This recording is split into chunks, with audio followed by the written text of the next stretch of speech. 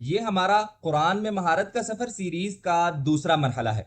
اللہ کے فضل سے ہم نے پہلا مرحلہ قرآنی مد مکمل کر لیا ہے، لیکن اس کا مطلب یہ نہیں کہ ہم اسے پیچھے چھوڑ رہے ہیں، بلکہ حقیقت میں ہم نے مد کے جو قواعد سیکھے ہیں ان پر اس کورس کے آخر تک عمل کریں گے انشاءاللہ۔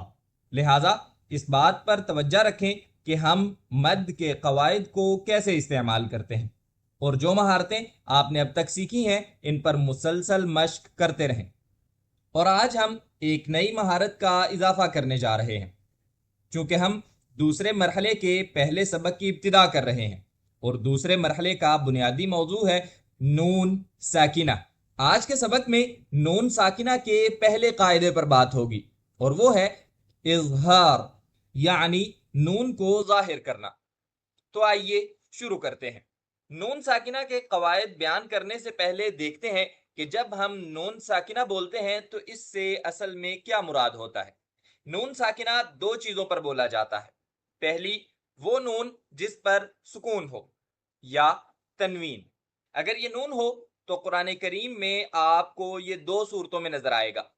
ایک صورت میں اس پر سکون کی علامت ہوگی جو یہ ہے، اور دوسری صورت میں اس پر اوپر یا نیچے کوئی علامت نہیں ہوگی۔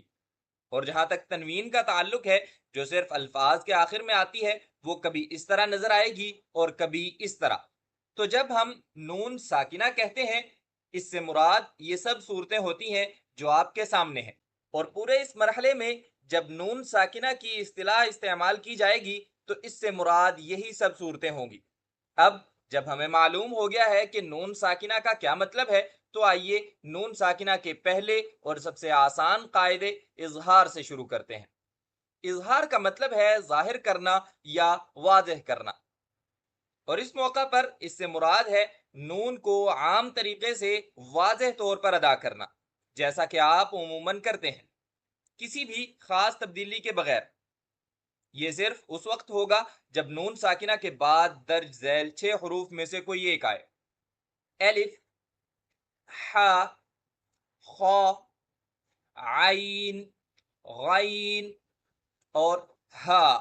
تو جب نون کے بعد ان 6 حروف میں سے کوئی ایک آئے گا تو آپ نون کو عام طریقے سے واضح طور پر ادا کریں گے، جیسے ان مثالوں میں: بلى من أسلم وجهه لله ومن حيث خرجت فول وجهك وما الله بغافل عما يعملون وَإِن كَانَتْ لَكَبِيرَةً إِلَّا عَلَى الَّذِينَ هَدَى اللَّهُ۔ پہلی دو مثالوں میں ہم نے دیکھا کہ نون کے بعد پہلی صورت میں الف آیا اور دوسری میں ح، اور دونوں صورتوں میں ہم نے نون کو عام طریقے سے ادا کیا۔ اور اگلی دو مثالوں میں ہم نے دیکھا کہ نون الفاظ کے آخر میں آیا، اگرچہ نون لکھا ہوا نظر نہیں آتا، لیکن چونکہ ان الفاظ پر تنوین ہے تو آخر میں نون ادا ہوگا، اگرچہ وہ لکھا نہیں گیا۔ اب سوال یہ ہے کہ کیا مجھے یہ 6 حروف ضروری طور پر یاد کرنا ہوں گے؟ آپ یاد کر سکتے ہیں، لیکن ایک چھوٹی سی آسان ترکیب بھی ہے جس سے آپ کو پہچاننے میں مدد مل سکتی ہے کہ کہاں اظہار ہوگا۔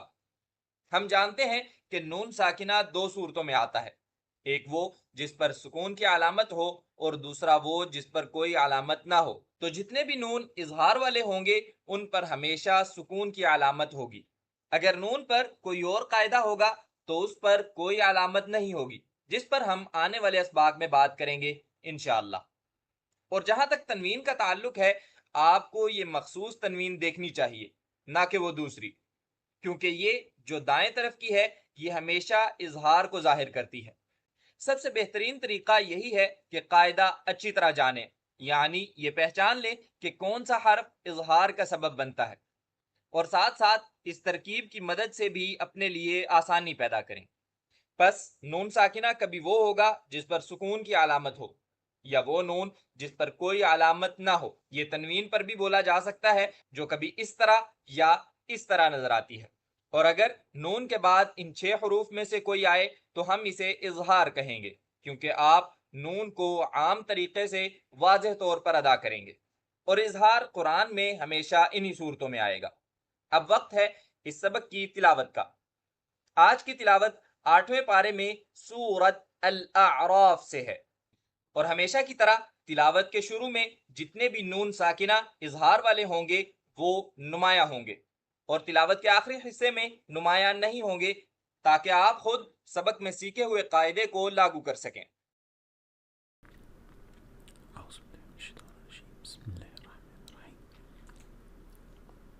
قال اهبطوا بعضكم لبعض عدو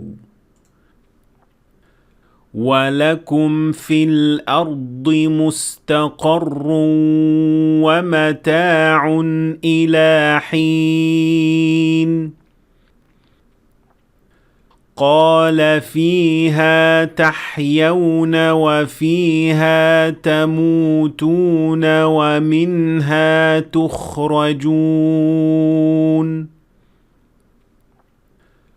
يا بني آدم قد أنزلنا عليكم لباسا يواري سوآتكم وريشا ولباس التقوى ذلك خير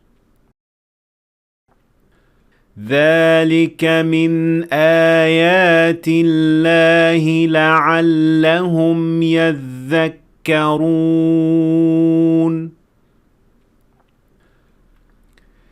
يا بني آدم لا يفتننكم الشيطان كما أخرج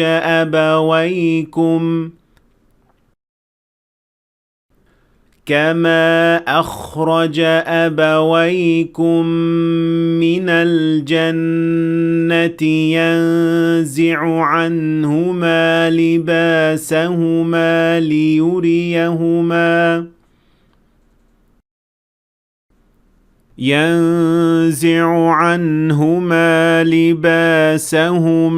ليريهما سوآتهما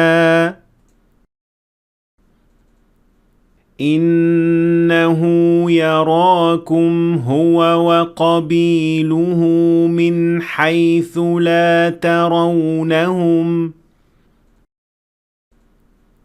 إنا جعلنا الشياطين أولياء للذين لا يؤمنون अब वक्त है इस सबक के चैलेंज सवालात का। आज के सवालात 8वें पारे में सूरत अल-अअराफ से हैं।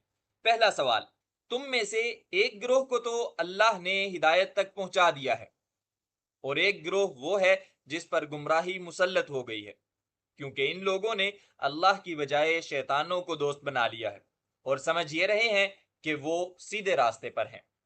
दूसरा सवाल, और जन्नत के लोग दोज़ख वालों से पुकार कर कहेंगे कि हमारे परवरदिगार ने हमसे जो वादा किया था हमने उसे बिल्कुल सच्चा पाया।